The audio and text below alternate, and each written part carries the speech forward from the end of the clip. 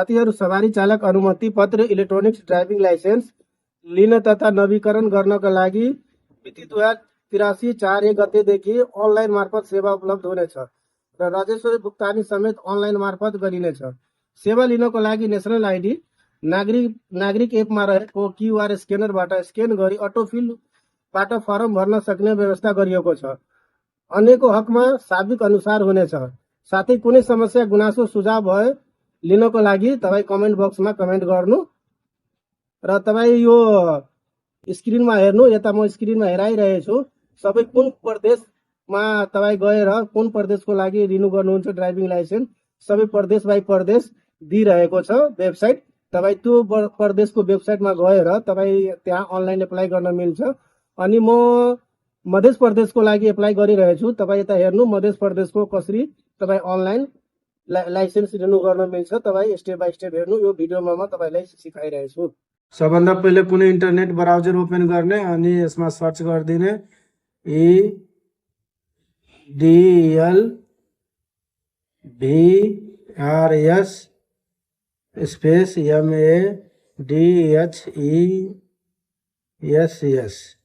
लेखेर सर्च गरिदिने। अनि सर्च गरेपछि तपाईँको EDLVRS public service government of Nepal Madhya Pradesh पोर्टेबलमा यसमा क्लिक गरिदिने।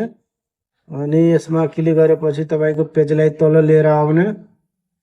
अनि यसमा इलेक्ट्रोनिक ड्राइभिङ लाइसेन्स लेखेछ, यसमा तल कन्टिन्यूमा क्लिक गरिदिने। कन्टिन्यूमा क्लिक गरेपछि न्यू लाइसेन्स छ कि एड क्याटेगोरी छ, रिन्यू लाइसेन्स छ। रिन्यू गर्नुको लागि छ भने रिन्यूमा टिक मार्क गरिदिने। अनि यसमा आफ्नो नेसनल आइडी कार्ड नम्बर लेख्ने।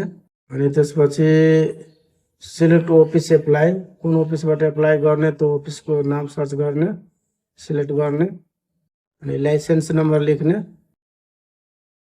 अनि आफ्नो डेट अफ बर्थ लेख्ने, कुन जेन्डर फिमेल मेल हो के हो त्यो सिलेक्ट गर्ने। मेल हो भने मेलमा, फिमेल हो फिमेलमा। अनि आफ्नो मोबाइल नम्बर लेख्ने। अनि यो सबै भरेर के गर्ने, कन्टिन्यूमा क्लिक गरिदिने। कन्टिन्यूमा क्लिक गरेपछि तपाईँको ओटिपी आउँछ मोबाइलमा।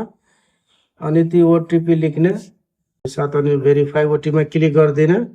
यसमा क्लिक गरेपछि तपाईँको लाइसेन्स हेराइरहेछ, लाइसेन्स एक्सपायर्ड। अनि तपाईँ के गर्ने, प्रोसेडमा क्लिक गरिदिने। प्रोसेडमा क्लिक गरेपछि तपाईँको एप्लिकेसन ओके भयो, मेडिकल ओके भयो। अनि ट्याक्स पेमेन्टमा यसमा क्लिक गरिदिने। ट्याक्स पेमेन्ट अहिले बागमती प्रदेशको लागि मात्रै ओपन गरेछ। अरू प्रदेशको लागि सरकारले 10-15 दिन वेट गर्नको लागि भनिरहेछ।